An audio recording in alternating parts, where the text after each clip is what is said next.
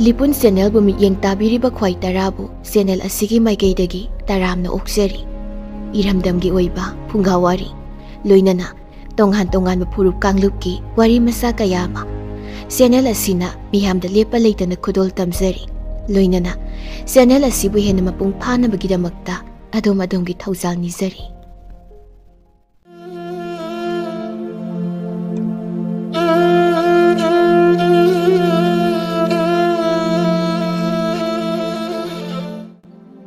Hojik taminarasi Phungawari Sahi Taret ki manungda Rajkumari Sahi kaya gi mamangda Laibak amada Ningthau amagi machanupa Rajkumar Taret lairami Machasing aduna mapung mari pharaklaba matamda Mapa ningthauna makhoibu makhoigi nupising thijarunaba tharami Asumna machanupa tarukti makhoina pamba nupising adu Thinarami Handakti machanupa atombagi tarami Machanupa atomba adugi maming Thauba haina kaurami Mapana mangonda sagol ama Mitrangi thangsang amaga Tenga tenjaiga piraga hairak-lami Ipagi atomba Chatlo Nahakna pamba nupido Thijaruro Mapuna nahakpu Thaujandi sanu Asumna thauba Malimgi mafam khuding Koina asum Mahangna khoidajabi nupi thiba chatlami Amamba mafam Anganba mafam Heloi singi mafam amadi Hingchaba singi lam phauduna chatlami Lambida sa kaya mi kayaga lanthengnarami Lanthengnaba aduda Mahaki purakpa Manai masel sing amadi Lanthum kaya mangkhirami Mahak khakta ngaihorami Nongmadi mahakna Yamna atangba Nungong saba yamna fajaraba sanamani muktana leitengba hai laina iko shinba konung amada laklami mahakna konung aduda chatlaga yengba matamdadi mi kanasu lairamba ude numit chupaduma mi lakpra haiduni yenglami adubu kanasu laklamde mahak mongsong amada lotlammi numidang wairam yorapa matamda mafam aduda hingchaba ama ten pairaga laklammi Hingchaba aduna chatpada laimaidu yamna kanna niklammi mahakna konungdu yoksilakpa matamda mafam aduda mi ama laire haiba mahakna khanglaklami mihing manam nammida aina wana koina umangda sa tanba chatluriba asidi swaida lairedana he miyoiba sida thorau Natrabadi nangbu aina macet setlaga charagani Rajkumar Thaubana mahakna lotliba mongsong adudagi hingchaba adu urami hingchaba adu mangondadi khwaidagi ngakpa jiva ama oirami mahakti thangna yanba tenna kapa changlamde pambai leitabadagi hingchaba aduga lanthengnanaba thauba thoraklami hingchaba adugi mamangda leplami Hingchaba aduna hairak-lami Nahak kanano Midi lairadana Uchek amadi linna phawba Aigi konung asida lakpa ngamdribani Nangna matau karamna Aigi konung asida laklibano Nahak siba naidaba Hingchaba aigi maramda Kari sutadribara Matam aduda Thaubana hairak-lami Aihak tare Aigi iming Thauba kawi Malemgi mafam sinba thungna koiruribani Nangi maramda khangbadagi ai mafam asida nanga lanthengnagi haiduna laklibani hingchaba aduna thaubada yenglaga mikup ama lairaba matungda khanghaudana hakthi khalaklami mahaki natondagi kamthorakpa nungsitna thaubabu mafam khara hundoklami hingchaba aduna noklaga hairaklami Nahakti aiga Panaba ngamkhiroi Nahakpu ngamlagadrane Aigi naksida changchilau Karisu kiganu Ai karisu tauroi Ai nahaki maramda tare Nahak thauna yamna phaba mini Adubu nahakna Aibudi manghanba ngamloi Maramdi aise Siba naidabani Nahak aigi minai oina oiro Aise ꯅꯪꯒꯨꯝꯕ ꯌꯥꯝꯅ ꯍꯩꯁꯤꯡꯕ ꯑꯃ ꯃꯊꯧ ꯇꯥꯔꯦ ꯅꯍꯥꯛ ꯅꯠꯇꯕ ꯑꯇꯩ ꯑꯇꯣꯞꯄ ꯍꯩꯁꯤꯡꯕ ꯑꯃꯃꯨꯛ ꯃꯥꯂꯦꯝ ꯑꯁꯤꯗ ꯂꯩꯔꯝꯂꯔꯣꯏ ꯅꯪꯒꯤ ꯊꯥꯡꯒ ꯇꯦꯟꯒꯗꯣ ꯄꯨꯔꯛꯎ ꯃꯗꯨꯅ ꯑꯩꯕꯨ ꯃꯥꯡꯍꯟꯕ ꯁꯣꯛꯍꯟꯕ ꯀꯔꯤꯁꯨ ꯉꯝꯂꯣꯏ ꯃꯗꯨ ꯑꯩꯈꯣꯏꯅ ꯁꯥ ꯇꯥꯟꯕ ꯆꯠꯄꯗ ꯌꯥꯝꯅ ꯃꯊꯧ ꯇꯥꯔꯛꯀꯅꯤ ꯊꯧꯕꯁꯨ ꯍꯤꯡꯆꯥꯕ ꯑꯗꯨꯅ ꯍꯥꯏꯔꯤꯕ ꯄꯨꯝꯅꯃꯛ ꯌꯥꯔꯝꯃꯤ ꯃꯈꯣꯏ ꯑꯅꯤ ꯃꯇꯝ ꯈꯔ ꯄꯨꯟꯅ ꯂꯩꯃꯤꯟꯅꯔꯝꯃꯤ ꯅꯣꯡꯃꯗꯤ ꯍꯤꯡꯆꯥꯕ ꯑꯗꯨꯅ ꯊꯧꯕꯗ ꯑꯁꯨꯝꯅ ꯍꯥꯏꯔꯛꯂꯝꯃꯤ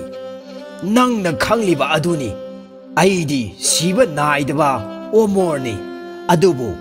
ꯑꯍꯤꯡ ꯅꯨꯡꯊꯤꯜ ꯑꯅꯤꯃꯛꯇ ꯑꯩꯕꯨ ꯋꯥꯍꯟꯕ ꯑꯃꯗꯤ ꯂꯩ ꯅꯣꯡꯄꯣꯛ ꯂꯩꯕꯥꯛꯀꯤ ꯅꯤꯡꯊꯧꯒꯤ ꯃꯆꯥꯅꯨꯄꯤ ꯑꯃ ꯂꯩ ꯃꯍꯥꯛꯀꯤ ꯃꯆꯥꯅꯨꯄꯤꯗꯨꯅ ꯃꯥꯂꯦꯝ ꯑꯁꯤꯗ ꯈ꯭ꯋꯥꯏꯗꯒꯤ ꯃꯁꯛ ꯃꯇꯧ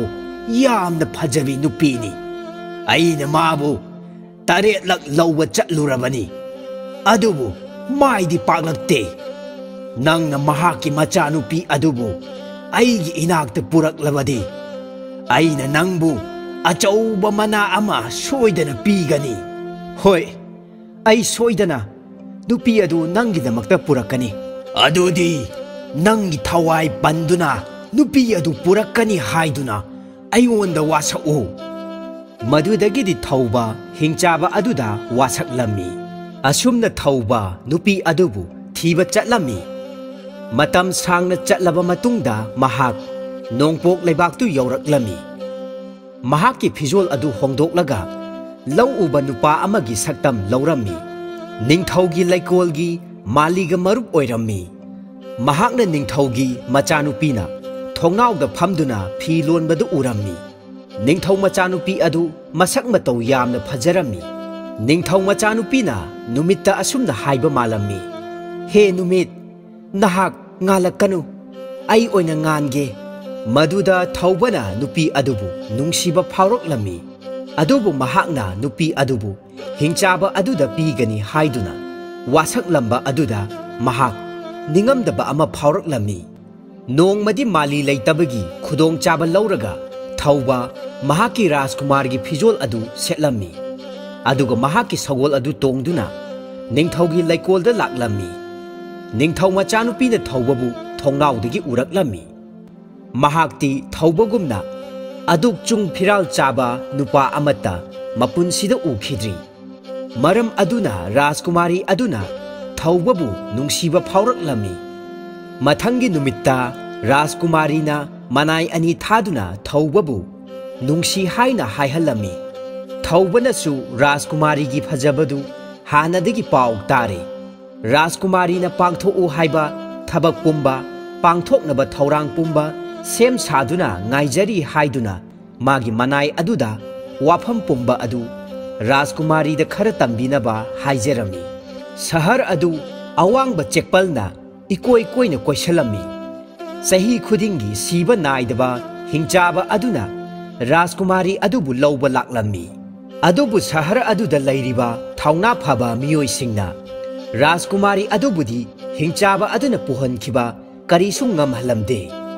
ꯃꯔꯝ ꯑꯗꯨꯅ ꯔꯥꯖꯀꯨꯃꯥꯔꯤ ꯑꯗꯨꯕꯨ ꯊꯧꯕꯅ ꯏꯔꯥꯏ ꯂꯥꯏꯅ ꯄꯨꯈꯤꯕ ꯑꯗꯨꯗꯤ ꯑꯣꯏꯊꯣꯛꯂꯝꯗꯦ ꯅꯣꯡꯃ ꯔꯥꯖꯀꯨꯃꯥꯔꯤ ꯑꯗꯨꯅ ꯃꯅꯥꯏ ꯑꯅꯤꯗ ꯄꯥꯎ ꯑꯃ ꯊꯥꯔꯛꯂꯝꯃꯤ ꯄꯥꯎ ꯑꯗꯨꯗ ꯑꯁꯨꯝꯅ ꯍꯥꯏꯔꯛꯂꯝꯃꯤ ꯔꯥꯖꯀꯨꯃꯥꯔ ꯍꯌꯦꯡ ꯑꯁꯤ ꯀꯨꯝꯍꯩ ꯑꯃꯒꯤ ꯑꯆꯧꯕ ꯆꯥꯛꯂꯦꯟ ꯑꯃ ꯆꯥꯕ ꯅꯨꯃꯤꯠꯅꯤ ꯅꯨꯃꯤꯠ ꯑꯁꯤꯗ ꯁꯍꯔ ꯑꯁꯤꯗ ꯂꯩꯕ ꯃꯤꯄꯨꯝ ꯈꯨꯗꯤꯡꯃꯛ ꯃꯌꯨꯝ ꯃꯌꯨꯝꯗꯒꯤ ꯂꯣꯏꯅ ꯊꯣꯡꯅꯔꯛꯀꯅꯤ ꯀꯨꯝꯍꯩ ꯑꯗꯨꯗ ꯍꯔꯥꯎ ꯇꯌꯥꯝꯕ ꯐꯣꯡꯗꯣꯛꯄ ꯌꯥꯎꯔꯒꯅꯤ ꯑꯗꯨꯕꯨ ꯑꯩꯗꯤ ꯃꯄꯥꯟ ꯊꯣꯛꯄ ꯌꯥꯍꯜꯂꯣꯏ ꯃꯔꯝꯗꯤ ꯅꯨꯃꯤꯠ ꯑꯁꯤ ꯍꯤꯡꯆꯥꯕ ꯑꯗꯨꯅ ꯑꯩꯕꯨ ꯐꯥꯕ ꯂꯥꯛꯄ ꯅꯨꯃꯤꯠꯅꯤ ꯑꯗꯨꯕꯨ ꯑꯩ ꯆꯦꯛꯄꯟ ꯋꯥꯡꯅ ꯈꯥꯔꯤꯕ ꯐꯛꯂꯥꯡ ꯃꯅꯥꯛꯇ ꯆꯦꯜꯂꯤꯕ ꯇꯨꯔꯦꯜ ꯑꯁꯤꯒꯤ ꯃꯅꯥꯛꯇ ꯂꯩꯔꯤꯕ ꯂꯩꯀꯣꯜ ꯑꯁꯤꯒꯤ ꯃꯅꯥꯛꯇꯗꯤ ꯁꯣꯏꯗꯅ ꯂꯥꯛꯀꯅꯤ ꯑꯩ ꯃꯐꯝ ꯑꯗꯨꯗ ꯅꯍꯥꯛꯄꯨ ꯉꯥꯏꯔꯝꯒꯦ ꯃꯇꯝ ꯑꯗꯨꯗ ꯅꯍꯥꯛꯀꯤ ꯊꯧꯅꯥ ꯌꯦꯡꯂꯒꯦ ꯄꯥꯎ ꯑꯗꯨ ꯐꯪꯕꯗꯒꯤ ꯃꯊꯪꯒꯤ ꯅꯨꯃꯤꯠꯇ ꯊꯧꯕ ꯔꯥꯖꯀꯨꯃꯥꯔꯒꯤ ꯐꯤꯖꯣꯜ ꯑꯗꯨ ꯁꯦꯠꯂꯒ ꯃꯤꯇ꯭ꯔꯪꯒꯤ ꯊꯥꯡꯁꯥꯡ ꯑꯃꯗꯤ ꯇꯦꯟꯗꯨ ꯄꯨꯔꯒ ꯁꯒꯣꯜ ꯇꯣꯡꯗꯨꯅ ꯔꯥꯖꯀꯨꯃꯥꯔꯤꯒꯤ ꯃꯅꯥꯛꯇ ꯂꯥꯛꯂꯝꯃꯤ ꯃꯍꯥꯛꯀꯤ ꯁꯒꯣꯜ ꯑꯗꯨꯅ ꯌꯥꯝꯅ ꯌꯥꯡꯅ ꯊꯧꯗꯨꯅ ꯔꯥꯖꯀꯨꯃꯥꯔꯤꯅ ꯂꯩꯔꯤꯕ ꯆꯦꯛꯄꯟ ꯑꯗꯨꯒꯤ ꯃꯅꯥꯛꯇ ꯌꯧꯁꯤꯜꯂꯛꯂꯝꯃꯤ mahakna sagol aduda sajaina kanba matamda sagol aduna chekpan adubu chonglami khudakta sagol amadi thauba Rajkumari aduna lairiba laikol adugi mayaida yoraklami mitna kuppada mahakna Rajkumari adubu makhwangda pairaga sagolgi sabanda thangalaklami mahakna sagol adu sajaina kanbada sagolduna konungi laikol adubu koisiliba chekpan adu chongthoklami sagolduna yamna yangna thauduna makhoi sahar adugi mapanda thoraklami Rajkumari adubu senariba manai nupising adudi yamna ngaklami Rajkumari adu mafam adudagi pukhiba adu akanba nungsit amanani haina khalami adubu makhoina asengbadu khanglakpa matamdadi khara thengdokre makhoina Rajkumari adu mangkhibagi paw adu ningthauda tamlami ningthauna thauna phaba mioi kaya thaduna machanupi adubu tana halami adubu matam adu thengkhibana makhoigi hotnabadu arembada tarami thauba amadi Rajkumari adudi sing amadi tampak kaya phauduna asum lakpana leibak adugi ngamkhaida cheliba turel aduda yoksilaklami thaubana sagol aduda sajaina amuktang kanbada sagol aduna turel adu irai laina chongthoklami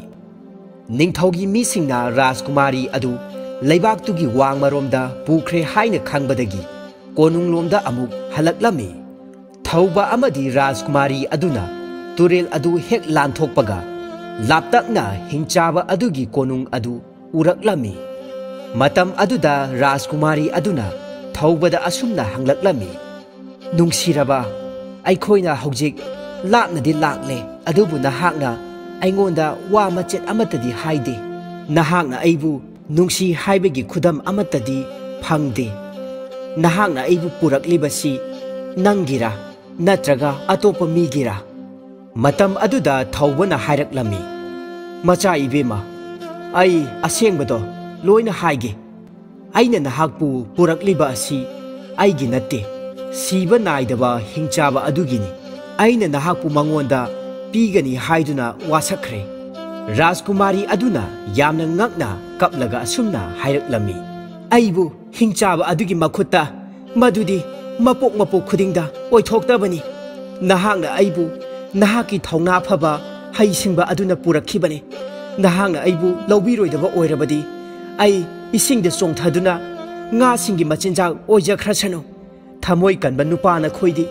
isona warakpo oirasanu madu hairaga Rajkumari aduna isingda chongthage haiduna tawrami thawbagi thamoi adu mairi gumna chaklakhi mahakna Rajkumari adubu pharaga kaplaga asumna hairaklami nate masaibe manungsibi nasa nathanta manghanaba hotnaganu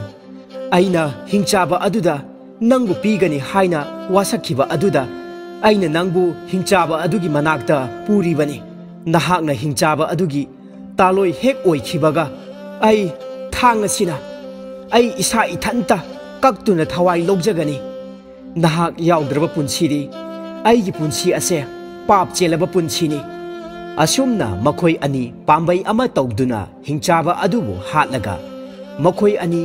luhongsi haina wasak narami makhoina hingchaba adu hinglingaidadi oithoktabani asumna makhoi ani sagol thauduna hingchaba adugi konungda laklami hingchaba adudi magi konung mathaktagi arapada makhoi ani lakpadu urami hingchaba aduna yamna harauna konungdagi thoraktuna makhoi anigi manak tamna chensillaklami hingchaba aduna thaubabu yamna thagatpa phongdoklami aduga Rajkumari aduda mahaki nungsibadu utlami hingchaba aduna Rajkumari dubu thamoi sokhini khanbadagi mahakpu thaujal yamna utlami hingchaba aduna Rajkumari da hairaklami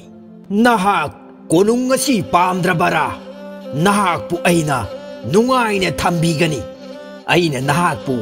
luna su tawgani machai bema nahakpu nungaina thamnaba ai kari tawjauge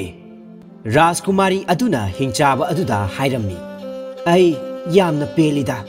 pumnamak asigidamakta nahakpu thagatchari nahakti aigi pumnamakni Rajkumari aduna hingchaba adubu ꯌꯥꯝꯅ ꯅꯨꯡꯁꯤꯕ ꯁꯥꯗꯨꯅ ꯍꯥꯏꯔꯝꯃꯤ ꯃꯗꯨꯗꯒꯤ ꯑꯁꯨꯝꯅ ꯃꯈꯥ ꯇꯥꯔꯛꯂꯝꯃꯤ ꯑꯩꯍꯥꯛ ꯃꯐꯝ ꯑꯁꯤꯗ ꯏꯃꯥ ꯏꯄꯥꯒꯤ ꯐꯤꯕꯝ ꯑꯃꯒꯤ ꯃꯇꯨꯡ ꯏꯟꯅ ꯂꯥꯛꯈꯤꯕꯅꯤ ꯐꯤꯕꯝ ꯑꯗꯨꯗꯤ ꯑꯩꯍꯥꯛ ꯆꯍꯤ 8 ꯐꯥꯎꯕꯗꯤ ꯀꯅꯥꯒꯨꯝꯕ ꯑꯃꯠꯇꯒ ꯌꯨꯝꯕꯥꯟꯗꯨꯅ ꯂꯩꯕ ꯌꯥꯗꯦ ꯑꯩꯁꯨ ꯃꯗꯨ ꯁꯣꯏꯗꯅ ꯉꯥꯛꯀꯅꯤ ꯍꯥꯏꯗꯨꯅ ꯋꯥꯁꯛꯂꯝꯂꯦ ꯀꯔꯤꯒꯨꯝꯕ ꯋꯥꯁꯛ ꯑꯁꯤ ꯀꯥꯏꯔꯕꯗꯤ ꯃꯈꯣꯏꯒꯤ ꯅꯨꯡꯁꯤꯕ ꯑꯗꯨꯅ ꯍꯨ ꯑꯣꯜꯂꯛꯇꯨꯅ ꯑꯩꯒꯤ ꯄꯨꯟꯁꯤ ꯑꯁꯤ ꯃꯥꯡ ꯇꯥꯛꯂꯛꯀꯗꯧꯔꯤꯕꯅꯤ ꯅꯍꯥꯛ ꯑꯩꯅ ꯍꯥꯏꯔꯤꯕ ꯋꯥꯐꯝ ꯑꯁꯤ ꯌꯥꯕ ꯉꯝꯒꯗ꯭ꯔꯥ ꯔꯥꯖꯀꯨꯃꯥꯔꯤ ꯑꯗꯨꯒꯤ ꯋꯥꯐꯝꯗꯨ ꯇꯥꯔꯒ ꯍꯤꯡꯆꯥꯕ ꯑꯗꯨꯅ ꯍꯥꯏꯔꯛꯂꯝꯃꯤ ꯃꯆꯥ ꯏꯕꯦꯝꯃ ꯑꯩꯒꯤ ꯅꯥꯛꯇꯕꯨ ꯂꯩꯔꯕꯗꯤ ꯆꯍꯤ 8 ꯅꯠꯇꯦ 8 ꯑꯗꯨꯒꯨꯝꯕ ꯆꯍꯤ 8 ꯑꯃꯒꯁꯨ ꯉꯥꯏꯔꯒꯦ ꯊꯧꯕꯁꯨ ꯃꯈꯣꯏꯒꯤ ꯃꯅꯥꯛꯇ ꯊꯝꯗꯨꯅ ꯃꯈꯣꯏꯒꯤ ꯂꯨꯍꯣꯡꯕꯗꯨ ꯌꯥꯎꯍꯟꯁꯤ ꯍꯥꯏꯗꯨꯅ ꯋꯥꯁꯛꯅꯔꯝꯃꯤ ꯔꯥꯖꯀꯨꯃꯥꯔꯤ ꯑꯗꯨꯅ ꯀꯣꯅꯨꯡꯗꯨꯒꯤ ꯀꯥ ꯑꯃꯗ ꯂꯩꯔꯝꯃꯤ ꯍꯤꯡꯆꯥꯕ ꯑꯃꯁꯨꯡ ꯊꯧꯕ ꯃꯈꯣꯏ ꯑꯅꯤꯁꯨ ꯑꯇꯣꯞꯄ ꯀꯥ ꯑꯃꯃꯝꯗ ꯂꯩꯅꯔꯝꯃꯤ ꯃꯇꯝ ꯈꯔꯗꯤ ꯃꯈꯣꯏ ꯄꯨꯟꯅ ꯂꯩꯔꯝꯃꯤ ꯑꯗꯨꯕꯨ ꯔꯥꯖꯀꯨꯃꯥꯔꯤ ꯑꯃꯗꯤ ꯊꯧꯕ ꯃꯈꯣꯏ ꯑꯅꯤꯗꯤ ꯇꯨꯃꯤꯟꯅ ꯈꯛ ꯂꯩꯊꯣꯛꯂꯝꯗꯦ ꯃꯈꯣꯏ ꯑꯅꯤꯅ ꯍꯤꯡꯆꯥꯕ ꯑꯁꯤꯕꯨ ꯀꯔꯝꯅ ꯍꯥꯠꯁꯤꯒꯦ ꯍꯥꯏꯗꯨꯅ ꯋꯥ ꯈꯟꯅꯔꯝꯃꯤ ꯍꯤꯡꯆꯥꯕ ꯑꯗꯨ ꯍꯥꯠꯄꯗꯤ ꯑꯔꯥꯏꯕ ꯑꯣꯏꯔꯝꯗꯦ ꯃꯔꯝꯗꯤ ꯍꯤꯡꯆꯥꯕ ꯑꯗꯨ ꯁꯤꯕ ꯅꯥꯏꯗꯦ ꯑꯣꯃꯣꯔ ꯑꯣꯏ ꯃꯈꯣꯏ ꯑꯅꯤꯅ ꯃꯐꯝꯗꯨ ꯊꯥꯗꯣꯛꯇꯨꯅ ꯆꯦꯜꯂꯕꯁꯨ ꯃꯍꯥꯛꯅ ꯏꯔꯥꯏ ꯂꯥꯏꯅ ꯇꯥꯟꯅꯔꯛꯀꯅꯤ ꯅꯣꯡꯃꯗꯤ ꯍꯤꯡꯆꯥꯕ ꯑꯗꯨ ꯔꯥꯖꯀꯨꯃꯥꯔꯤꯒꯤ ꯃꯅꯥꯛꯇ ꯐꯝꯗꯨꯅ ꯃꯥꯒꯤ ꯃꯀꯣꯛꯇꯨ ꯔꯥꯖꯀꯨꯃꯥꯔꯤꯒꯤ ꯇꯝꯄꯥꯛꯇ ꯊꯝꯂꯝꯃꯤ ꯔꯥꯖꯀꯨꯃꯥꯔꯤ ꯑꯗꯨꯅ ꯍꯤꯡꯆꯥꯕ ꯑꯗꯨꯗ ꯍꯪꯂꯛꯂꯝꯃꯤ ꯅꯨꯡꯁꯤꯔꯕ ꯅꯍꯥꯛꯅ ꯃꯐꯝ ꯑꯁꯤꯗ ꯀꯅꯥꯁꯨ ꯌꯥꯎꯗꯅ ꯃꯇꯧ ꯀꯝꯗꯧꯅ ꯂꯩꯔꯝꯂꯤꯕꯅꯣ ꯅꯍꯥꯛꯅ ꯊꯥꯡ ꯇꯦꯟ ꯆꯪꯗ꯭ꯔꯤꯕꯁꯤꯅ ꯃꯇꯧ ꯀꯔꯝꯅꯅꯣ ꯑꯗꯨꯒ ꯁꯤꯕ ꯅꯥꯏꯗ꯭ꯔꯤꯕꯁꯤꯅ ꯃꯇꯧ ꯀꯝꯗꯧꯅꯅꯣ ꯅꯍꯥꯛꯀꯤ ꯑꯣꯃꯣꯔ ꯑꯣꯏꯕꯒꯤ ꯑꯔꯣꯟꯕ ꯑꯁꯤꯅ ꯀꯔꯤꯅꯣ ꯔꯥꯖꯀꯨꯃꯥꯔꯤ ꯑꯗꯨꯒꯤ ꯋꯥꯍꯪꯁꯤꯡꯒꯤ ꯄꯥꯎꯈꯨꯝ ꯄꯤꯌꯨ ꯌꯥꯔꯝꯗꯦ ꯃꯇꯝ ꯑꯗꯨꯗ ꯔꯥꯖꯀꯨꯃꯥꯔꯤ ꯑꯗꯨꯅ ꯅꯝꯊꯥꯛ ꯇꯧꯗꯨꯅ ꯍꯪꯂꯛꯂꯝꯃꯤ ꯅꯅꯥꯏꯅ ꯍꯪꯖꯕ ꯋꯥꯍꯪꯁꯤꯡ ꯑꯁꯤꯒꯤ ꯄꯥꯎꯈꯨꯝ ꯄꯤꯕꯤꯌꯨ ꯌꯥꯗ꯭ꯔꯤꯕꯁꯤꯅ ꯇꯥꯛꯄꯗꯤ ꯑꯩꯍꯥꯛꯄꯨ ꯅꯨꯡꯁꯤꯗꯦ ꯍꯥꯏꯕꯅꯤ ꯑꯗꯨꯗꯤ ꯑꯩꯕꯨ ꯅꯨꯡꯁꯤꯗꯦ ꯍꯥꯏꯅ ꯑꯃꯨꯛꯇ ꯍꯥꯏꯌꯨ ꯃꯗꯨꯒꯤ ꯃꯍꯨꯠ ꯑꯩ ꯊꯋꯥꯏ ꯑꯁꯦ ꯊꯥꯕꯤꯒꯦ ꯍꯤꯡꯆꯥꯕ ꯑꯗꯨꯅ ꯍꯥꯏꯔꯛꯂꯝꯃꯤ ꯀꯣꯅꯨꯡ ꯑꯁꯤꯗꯒꯤ ꯅꯨꯃꯤꯠ 10 ꯆꯨꯞꯅ ꯆꯠꯂꯒ ꯆꯤꯡ ꯑꯆꯧꯕ ꯑꯃ ꯂꯩ ꯃꯐꯝ ꯑꯗꯨꯗ ꯃꯤꯅ ꯁꯥ ꯀꯩꯅ ꯌꯧꯕ ꯉꯝꯗꯕ ꯀꯅꯥ ꯑꯃꯠꯇ ꯆꯪꯕ ꯉꯝꯗꯕ ꯁꯟ ꯂꯥꯕ ꯑꯃ ꯂꯩ ꯍꯥꯏꯔꯤꯕ ꯁꯟ ꯑꯗꯣ ꯍꯞꯇꯥ ꯑꯃꯗ ꯃꯍꯥꯛ ꯏꯁꯤꯡ ꯌꯥꯝꯅ ꯈꯧꯔꯥꯡꯉꯤ ꯃꯍꯥꯛꯅ ꯆꯤꯡ ꯑꯉꯧꯕ ꯑꯗꯨꯒꯤ ꯃꯇꯣꯟꯗ ꯂꯩꯕ ꯌꯥꯝꯅ ꯇꯥꯡꯕ ꯐꯖꯔꯕ ꯅꯨꯡꯉꯧꯒꯤ ꯄꯨꯈ꯭ꯔꯤ ꯑꯆꯧꯕ 8ꯇꯒꯤ ꯏꯁꯤꯡ ꯊꯛꯏ ꯃꯍꯥꯛꯅ ꯑꯃꯨꯛꯇꯪ ꯊꯛꯄꯗ ꯏꯁꯤꯡꯁꯤꯡ ꯑꯗꯣ ꯂꯣꯏꯅ ꯀꯪꯉꯤ ꯁꯟ ꯂꯥꯕ ꯑꯗꯨꯒꯤ ꯃꯕꯨꯛꯇ ꯂꯝꯍꯨꯏ ꯑꯉꯧꯕ ꯑꯃ ꯌꯥꯎꯏ ꯂꯝꯍꯨꯏ ꯑꯗꯨꯒꯤ ꯃꯕꯨꯛꯇ ꯍꯤꯔꯥꯃꯅꯤꯒꯤ ꯎꯄꯨ ꯑꯃꯁꯨ ꯌꯥꯎꯏ ꯎꯄꯨ ꯑꯗꯨꯒꯤ ꯃꯅꯨꯡꯗ ꯁꯦꯟꯗ꯭ꯔꯥꯡ 8 ꯌꯥꯎꯏ ꯁꯦꯟꯗ꯭ꯔꯥꯡ 8 ꯑꯗꯣ ꯑꯩꯒꯤ ꯊꯋꯥꯏꯅꯤ ꯃꯗꯨꯅꯤ ꯑꯩꯒꯤ ꯑꯣꯃꯣꯔ ꯑꯣꯏꯕꯒꯤ ꯑꯔꯣꯟꯕ ꯀꯅꯥꯅꯁꯨ ꯁꯟ ꯂꯥꯕ ꯑꯗꯨꯒꯤ ꯃꯅꯥꯛꯇ ꯌꯧꯕ ꯉꯝꯗꯦ ꯃꯔꯝ ꯑꯗꯨꯅ ꯂꯝꯍꯨꯏ ꯑꯗꯨ ꯀꯅꯥꯅꯁꯨ ꯐꯥꯕ ꯉꯝꯗꯦ ꯃꯥꯒꯤ ꯃꯕꯨꯛ ꯃꯅꯨꯡꯗ ꯌꯥꯎꯔꯤꯕ ꯎꯄꯨ ꯑꯗꯨꯁꯨ ꯍꯥꯡꯗꯣꯛꯇꯨꯅ ꯁꯦꯟꯗ꯭ꯔꯥꯡꯁꯤꯡ ꯑꯗꯨ ꯍꯥꯠꯄ ꯉꯝꯗꯦ ꯃꯈꯣꯏꯁꯤꯡ ꯑꯗꯨꯒꯤ ꯃꯔꯛꯇ ꯑꯃ ꯐꯥꯔꯕꯁꯨ ꯑꯇꯣꯞꯄꯁꯤꯡ ꯑꯗꯨ ꯅꯥꯟꯊꯣꯛꯄꯒꯤ ꯇꯥꯟꯖꯥ ꯂꯩ ꯑꯩꯗꯤ ꯀꯅꯥꯅꯁꯨ ꯍꯥꯠꯄ ꯉꯝꯂꯣꯏ ꯑꯩꯗꯤ ꯑꯣꯃꯣꯔꯅꯤ ꯍꯤꯡꯆꯥꯕ ꯑꯗꯨꯅ ꯍꯥꯏꯔꯤꯕ ꯋꯥꯐꯝꯁꯤꯡ ꯑꯗꯨ ꯑꯃꯠꯇ ꯆꯤꯊꯗꯅ ꯔꯥꯖꯀꯨꯃꯥꯔꯤꯅ ꯊꯧꯕꯗ ꯂꯣꯟꯅ ꯇꯝꯂꯝꯃꯤ ꯃꯍꯥꯛꯅ ꯊꯧꯕꯗ ꯍꯥꯏꯔꯛꯂꯝꯃꯤ ꯑꯩꯅ ꯇꯧꯕ ꯌꯥꯕꯗꯤ ꯇꯧꯔꯦ ꯍꯧꯖꯤꯛꯇꯤ ꯅꯍꯥꯛꯀꯤ ꯑꯃꯨꯛ ꯇꯥꯔꯦ ꯅꯨꯃꯤꯠ ꯈꯔ ꯂꯩꯔꯒ ꯊꯧꯕ ꯃꯍꯥꯛꯀꯤ ꯊꯥꯡꯁꯥꯡ ꯑꯃꯗꯤ ꯇꯦꯟ ꯑꯗꯨ ꯄꯥꯏꯔꯒ ꯀꯣꯅꯨꯡꯗꯨ ꯊꯥꯗꯣꯛꯇꯨꯅ ꯆꯠꯂꯝꯃꯤ ꯊꯧꯕꯅ ꯍꯤꯡꯆꯥꯕ ꯑꯗꯨꯗ ꯃꯍꯥꯛ ꯊꯥ ꯑꯃꯒꯤ ꯈꯣꯡꯆꯠ ꯑꯃ ꯆꯠꯂꯨꯈꯤꯒꯦ ꯍꯥꯏꯅ ꯍꯥꯏꯔꯝꯃꯤ ꯃꯗꯨꯗ ꯍꯤꯡꯆꯥꯕ ꯑꯗꯨꯅꯁꯨ ꯋꯥꯐꯝ ꯑꯗꯨꯗ ꯌꯥꯔꯝꯃꯤ ꯃꯗꯨꯗꯒꯤꯗꯤ ꯊꯧꯕ ꯂꯝꯕꯣꯏꯕ ꯂꯥꯏꯅꯤꯡꯕ 8ꯅ ꯂꯩꯕ ꯃꯐꯝ ꯑꯃꯗ ꯍꯥꯟꯅ ꯆꯠꯂꯝꯃꯤ ꯂꯝꯕꯣꯏꯕ 8 ꯑꯗꯨ ꯃꯈꯣꯏꯒꯤ ꯋꯥꯈꯜ ꯂꯧꯁꯤꯡꯒꯤ ꯃꯔꯝꯗ ꯃꯥꯂꯦꯝ ꯁꯤꯟꯕ ꯊꯨꯡꯅ ꯃꯃꯤꯡ ꯆꯠꯂꯝꯃꯤ ꯃꯍꯥꯛꯅ ꯂꯝꯕꯣꯏꯕꯁꯤꯡ ꯑꯗꯨꯗ ꯍꯪꯂꯝꯃꯤ ꯍꯦ ꯑꯊꯣꯏꯕ ꯂꯝꯕꯣꯏꯕ 8ꯄꯨ ꯅꯅꯥꯏ ꯇꯣꯜꯂꯕ ꯑꯩꯍꯥꯛꯅ ꯏꯀꯣꯛꯅꯣꯅ ꯈꯨꯔꯨꯝꯖꯔꯤ ꯅꯅꯥꯏꯅ ꯂꯥꯛꯆꯕꯒꯤ ꯃꯔꯝꯗꯤ ꯍꯤꯡꯆꯥꯕ ꯑꯁꯤ ꯃꯇꯧ ꯀꯔꯝꯅ ꯃꯥꯏꯊꯤꯕ ꯄꯤꯒꯅꯤ ꯑꯗꯨꯒ ꯃꯥꯒꯤ ꯁꯥ ꯑꯗꯨꯅ ꯀꯔꯝꯅ ꯈꯨꯗꯨꯝ ꯆꯟꯒꯅꯤ ꯍꯥꯏꯕꯗꯨ ꯑꯃꯨꯛꯇ ꯇꯥꯛꯄꯤꯌꯨꯗꯣ ꯂꯝꯕꯣꯏꯕꯁꯤꯡ ꯑꯗꯨꯅ ꯍꯥꯏꯔꯛꯂꯝꯃꯤ, ꯅꯨꯄꯥꯗꯤ ꯅꯨꯄꯤꯅ ꯑꯗꯨꯒ ꯁꯥꯗꯤ ꯌꯨꯅ꯫ ꯃꯊꯪꯒꯤ ꯅꯨꯃꯤꯠꯇꯅꯤ ꯁꯒꯣꯜ ꯇꯔꯦꯠꯇ ꯌꯨ ꯄꯨꯗꯨꯅ ꯑꯉꯧꯕ ꯆꯤꯡ ꯑꯗꯨꯒꯤ ꯃꯅꯥꯛꯇ ꯆꯠꯂꯝꯃꯤ꯫ ꯃꯍꯥꯛꯅ ꯑꯉꯧꯕ ꯆꯤꯡꯒꯤ ꯄꯨꯈ꯭ꯔꯤꯗ ꯂꯩꯔꯤꯕ ꯏꯁꯤꯡꯁꯤꯡ ꯑꯗꯨ ꯂꯣꯏꯅ ꯂꯧꯊꯣꯛꯂꯒ ꯌꯨ ꯑꯣꯏꯅ ꯍꯥꯞꯆꯤꯜꯂꯝꯃꯤ꯫ ꯃꯅꯥꯛ ꯅꯛꯄꯗ ꯀꯣꯝ ꯑꯃ ꯇꯧꯔꯒ ꯃꯗꯨꯗ ꯃꯍꯥꯛ ꯂꯣꯠꯂꯝꯃꯤ꯫ ꯅꯨꯃꯤꯠ 8ꯅꯤ ꯂꯩꯔꯒ ꯁꯟ ꯂꯥꯕ ꯑꯗꯨ ꯏꯁꯤꯡ ꯊꯛꯄ ꯂꯥꯛꯂꯝꯃꯤ꯫ ꯌꯨꯒꯤ ꯃꯅꯝꯗꯨ ꯀꯤꯕꯅ ꯃꯍꯥꯛ ꯈꯣꯡꯗꯨꯅ ꯆꯦꯟꯈꯤꯔꯝꯃꯤ꯫ ꯃꯊꯪꯒꯤ ꯅꯨꯃꯤꯠꯇ ꯁꯟ ꯂꯥꯕ ꯑꯗꯨ ꯑꯃꯨꯛ ꯍꯟꯅ ꯂꯥꯛꯂꯝꯃꯤ꯫ ꯏꯁꯤꯡ ꯈꯧꯔꯥꯡꯕꯗꯨ ꯀꯣꯛꯅꯕ ꯄꯨꯈ꯭ꯔꯤ ꯑꯗꯨꯗꯒꯤ ꯌꯨꯁꯤꯡ ꯑꯗꯨ ꯊꯛꯂꯝꯃꯤ꯫ ꯃꯗꯨꯗꯒꯤꯗꯤ ꯉꯥꯏꯍꯥꯛ ꯂꯩꯔꯒ ꯁꯟ ꯂꯥꯕ ꯑꯗꯨ ꯋꯥꯈꯜ ꯃꯥꯡꯗꯨꯅ ꯂꯩꯃꯥꯏꯗ ꯇꯨꯔꯛꯂꯝꯃꯤ꯫ ꯃꯇꯝ ꯑꯗꯨꯗ ꯊꯧꯕ ꯃꯍꯥꯛꯀꯤ ꯊꯥꯡꯁꯥꯡ ꯑꯗꯨꯅ ꯁꯟ ꯑꯗꯨꯒꯤ ꯃꯀꯣꯛ ꯑꯗꯨ ꯀꯛꯊꯠꯂꯝꯃꯤ꯫ ꯑꯁꯣꯝ ꯀꯣꯅꯨꯡꯗꯅ ꯀꯝꯗꯧꯔꯤ? ꯅꯨꯃꯤꯠꯇꯨ ꯍꯤꯡꯆꯥꯕꯗꯨꯅ ꯈꯧꯔꯥꯡꯅ ꯉꯥꯏꯖꯕ ꯅꯨꯃꯤꯠ ꯑꯗꯨꯒꯤ ꯑꯔꯣꯏꯕ ꯅꯨꯃꯤꯠꯅꯤ꯫ ꯃꯈꯣꯏꯒꯤ ꯂꯨꯍꯣꯡꯕꯒꯤ ꯆꯥꯛꯂꯦꯟꯒꯤꯗꯃꯛ ꯍꯤꯡꯆꯥꯕ ꯑꯗꯨ ꯁꯥ ꯇꯥꯟꯕ ꯆꯠꯂꯝꯃꯤ꯫ ꯁꯟ ꯂꯥꯕ ꯑꯗꯨꯅ ꯃꯀꯣꯛ ꯉꯥꯎꯗꯨꯅ ꯇꯥꯕꯗꯒꯤ ꯍꯤꯡꯆꯥꯕ ꯑꯗꯨꯁꯨ ꯃꯀꯣꯛ ꯉꯥꯎꯔꯛꯂꯝꯃꯤ꯫ ꯊꯧꯕꯅ ꯁꯟ ꯂꯥꯕꯒꯤ ꯃꯀꯣꯛꯇꯨ ꯍꯦꯛ ꯀꯛꯄꯒ ꯍꯤꯡꯆꯥꯕꯒꯤ ꯃꯁꯥꯗꯨ ꯅꯤꯛꯄ ꯍꯧꯔꯛꯂꯝꯃꯤ꯫ ꯍꯤꯡꯆꯥꯕ ꯑꯗꯨꯅ ꯍꯥꯏꯔꯝꯃꯤ, ꯏꯌꯥ! ꯀꯅꯥꯒꯨꯝꯕꯅ ꯑꯩꯒꯤ ꯁꯟ ꯂꯥꯕ ꯑꯗꯨ ꯍꯥꯠꯈ꯭ꯔꯦ꯫ ꯄꯨꯝꯅꯃꯛ ꯑꯁꯤ ꯑꯩꯒꯤ ꯏꯔꯥꯜꯅꯤ꯫ ꯑꯩꯅ ꯑꯩꯒꯤ ꯑꯔꯣꯟꯕꯁꯤꯡ ꯑꯁꯤ ꯔꯥꯖꯀꯨꯃꯥꯔꯤꯗ ꯂꯣꯏꯅ ꯍꯥꯏꯗꯣꯛꯈꯤ꯫ ꯃꯗꯨ ꯃꯍꯥꯛꯅ ꯊꯧꯕ ꯅꯠꯇ꯭ꯔꯒ ꯃꯍꯥꯛꯅ ꯅꯨꯡꯁꯤꯖꯕ ꯃꯤꯑꯣꯏ ꯑꯃꯗ ꯁꯣꯏꯗꯅ ꯍꯥꯏꯗꯣꯛꯂꯝꯂꯒꯅꯤ꯫ ꯁꯟ ꯂꯥꯕ ꯑꯗꯨ ꯍꯥꯠꯂꯕꯅꯤꯅ ꯑꯩ ꯁꯣꯏꯗꯅ ꯁꯤꯔꯒꯅꯤ꯫ ꯑꯗꯨ ꯑꯣꯏꯔꯕꯗꯤ ꯑꯩ ꯊꯨꯅ ꯆꯠꯇꯨꯅ ꯔꯥꯖꯀꯨꯃꯥꯔꯤ ꯑꯗꯨ ꯍꯥꯠꯂꯨꯔꯒꯦ꯫ ꯃꯍꯥꯛ ꯑꯩꯒꯤ ꯑꯣꯏꯕ ꯐꯪꯂꯔꯣꯏ꯫ ꯑꯗꯨꯅ ꯃꯍꯥꯛ ꯀꯅꯥꯒꯤꯁꯨ ꯑꯣꯏꯕ ꯌꯥꯔꯣꯏ꯫ ꯃꯗꯨ ꯍꯥꯏꯔꯒ ꯍꯤꯡꯆꯥꯕ ꯑꯗꯨ ꯀꯣꯅꯨꯡ ꯇꯝꯅ ꯆꯦꯜꯂꯛꯂꯝꯃꯤ꯫ ꯊꯧꯕꯅ ꯁꯟ ꯂꯥꯕ ꯑꯗꯨꯒꯤ ꯃꯀꯣꯛꯇꯨ ꯀꯛꯊꯠꯂꯒ ꯁꯟ ꯂꯥꯕ ꯑꯗꯨꯒꯤ ꯃꯕꯨꯛꯇꯨ ꯍꯣꯒꯥꯏꯔꯝꯃꯤ꯫ ꯃꯕꯨꯛ ꯃꯅꯨꯡꯗ ꯌꯥꯎꯔꯤꯕ ꯂꯝꯍꯨꯏ ꯑꯗꯨꯁꯨ ꯌꯨ ꯊꯛꯂꯨꯕꯗꯒꯤ ꯃꯀꯣꯛ ꯉꯥꯎꯗꯨꯅ ꯂꯩꯔꯝꯃꯤ꯫ ꯃꯍꯥꯛꯅ ꯂꯝꯍꯨꯏ ꯑꯗꯨꯒꯤ ꯃꯉꯛꯇꯨꯁꯨ ꯀꯛꯊꯠꯂꯝꯃꯤ꯫ ꯍꯤꯡꯆꯥꯕꯗꯨ ꯋꯥꯈꯜ ꯃꯥꯡꯂꯝꯃꯤ꯫ ꯍꯤꯡꯆꯥꯕ ꯑꯗꯨꯒꯤ ꯃꯅꯥꯇꯣꯟꯗꯒꯤ ꯏ ꯊꯣꯔꯛꯂꯝꯃꯤ꯫ ꯊꯧꯕꯅ ꯂꯝꯍꯨꯏ ꯑꯗꯨꯒꯤ ꯃꯕꯨꯛꯇꯒꯤ ꯎꯄꯨ ꯑꯗꯨ ꯂꯧꯊꯣꯛꯂꯝꯃꯤ꯫ ꯃꯗꯨꯗꯒꯤ ꯃꯈꯨꯝ ꯍꯥꯡꯗꯣꯛꯂꯒ ꯁꯦꯟꯗ꯭ꯔꯥꯡ ꯇꯔꯦꯠꯇꯨ ꯐꯥꯔꯝꯃꯤ꯫ ꯍꯤꯡꯆꯥꯕ ꯑꯗꯨꯒꯤ ꯃꯆꯤꯟꯕꯥꯟꯗꯒꯤ ꯏ ꯊꯣꯔꯛꯂꯝꯃꯤ꯫ ꯅꯥꯀꯣꯡꯗꯒꯤꯁꯨ ꯏ ꯇꯥꯔꯛꯂꯝꯃꯤ꯫ ꯍꯤꯡꯆꯥꯕ ꯑꯗꯨꯒꯤ ꯃꯃꯤꯠ ꯑꯅꯤꯗꯨꯁꯨ ꯄꯥꯏꯊꯣꯔꯛꯂꯝꯃꯤ꯫ ꯑꯗꯨꯕꯨ ꯍꯤꯡꯆꯥꯕ ꯑꯗꯨ ꯃꯈꯨꯠꯇ ꯊꯥꯡꯁꯥꯡ ꯄꯥꯏꯔꯒ ꯁꯥ ꯑꯉꯥꯎꯕ ꯑꯃꯒꯨꯝꯅ ꯀꯣꯅꯨꯡ ꯇꯝꯅ ꯆꯦꯜꯂꯛꯂꯝꯃꯤ꯫ ꯔꯥꯖꯀꯨꯃꯥꯔꯤ ꯑꯗꯨꯗꯤ ꯍꯤꯡꯆꯥꯕ ꯑꯗꯨꯒꯤ ꯑꯀꯤꯕ ꯐꯤꯚꯝ ꯑꯗꯨꯗ ꯌꯥꯝꯅ ꯀꯤꯔꯗꯨꯅ ꯀꯣꯅꯨꯡ ꯃꯊꯛꯂꯣꯝꯗ ꯀꯥꯈꯠꯂꯝꯃꯤ꯫ ꯍꯤꯡꯆꯥꯕ ꯑꯗꯨꯅ ꯍꯥꯠꯄꯒꯤ ꯃꯍꯨꯠꯇ ꯃꯁꯥ ꯃꯊꯟꯇ ꯀꯣꯅꯨꯡ ꯃꯊꯛꯇꯒꯤ ꯆꯣꯡꯊꯔꯒ ꯊꯋꯥꯏ ꯊꯥꯔꯒꯦ ꯍꯥꯏꯅ ꯈꯜꯂꯝꯃꯤ꯫ ꯍꯤꯡꯆꯥꯕ ꯑꯗꯨꯅ ꯀꯣꯅꯨꯡ ꯃꯅꯨꯡ ꯍꯦꯛ ꯌꯧꯔꯛꯄꯒ ꯊꯧꯕꯅ ꯁꯦꯟꯗ꯭ꯔꯥꯡ ꯑꯅꯤ ꯍꯥꯠꯂꯝꯃꯤ꯫ ꯍꯤꯡꯆꯥꯕꯒꯤ ꯃꯈꯨ ꯑꯅꯤꯗꯨ ꯇꯦꯛꯂꯝꯃꯤ꯫ ꯊꯧꯕꯅ ꯁꯦꯟꯗ꯭ꯔꯥꯡ ꯑꯅꯤ ꯑꯃꯒ ꯍꯥꯠꯄꯗ ꯍꯤꯡꯆꯥꯕ ꯑꯗꯨꯒꯤ ꯃꯈꯨꯠ ꯑꯅꯤꯗꯨ ꯇꯦꯛꯂꯝꯃꯤ꯫ ꯃꯗꯨꯗꯒꯤꯗꯤ ꯊꯧꯕꯅ ꯑꯃꯨꯛꯁꯨ ꯁꯦꯟꯗ꯭ꯔꯥꯡ ꯑꯅꯤꯃꯒ ꯍꯥꯠꯂꯝꯃꯤ꯫ ꯃꯇꯝ ꯑꯗꯨꯗ ꯍꯤꯡꯆꯥꯕꯒꯤ ꯊꯕꯣꯝꯕꯤ ꯑꯃꯗꯤ ꯃꯤꯍꯨꯟ ꯆꯣꯡꯕꯒꯤ ꯃꯊꯧ ꯂꯦꯞꯂꯝꯃꯤ꯫ ꯑꯔꯣꯏꯕ ꯁꯦꯟꯗ꯭ꯔꯥꯡ ꯑꯗꯨ ꯍꯥꯠꯄꯗꯗꯤ ꯍꯤꯡꯆꯥꯕꯒꯤ ꯃꯀꯣꯛ ꯑꯗꯨ ꯊꯣꯡꯖꯤꯟꯗ ꯊꯣꯝꯖꯤꯟꯗꯨꯅ ꯀꯥꯏꯔꯝꯃꯤ꯫ ꯃꯌꯥꯁꯨ ꯂꯣꯏꯅ ꯆꯣꯡꯊꯣꯛꯂꯝꯃꯤ꯫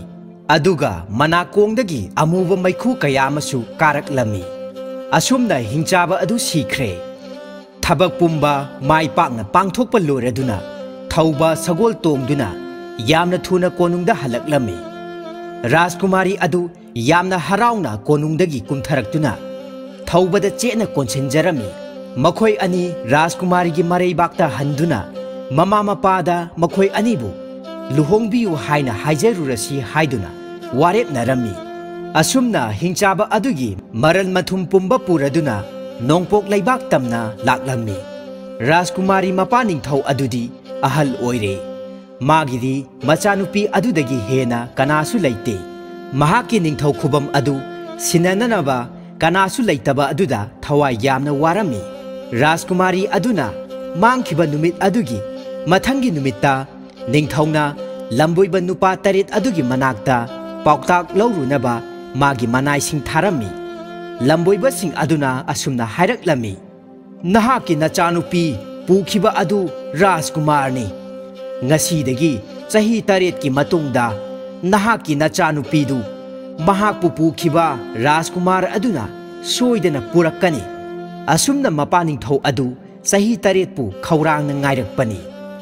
Numittu sahi taretki aroiba numit oirami. Ningthau amadi mahaki mantri singa punna Rajkumari amadi mahaki mapuroibadu oknanaba sem sarami. Ningthau amadi mahaki mi taretna konunggi awangba yumbi taretki mathakta machanupibu halakpra haiduna yenglami. Numitsu tasilaklami. Nongchup thangba atiyada khanghaudana maingal ama thoraklami. Rajkumari amadi thauba makhoi ani uche kumna yamna yangna sagol thoraklami. Makhoi anibu konung aduda yamna chawna oklami. Mamang thakta thokiba thogdoksing adugi maramda wari pumba amata chithadana Rajkumari amadi thaubana mapaning thauda lijarami. Asumna makhoi anibu yamna chawna luhongbirami. Madudagi makhoi ani nungai yaifana pankhirami.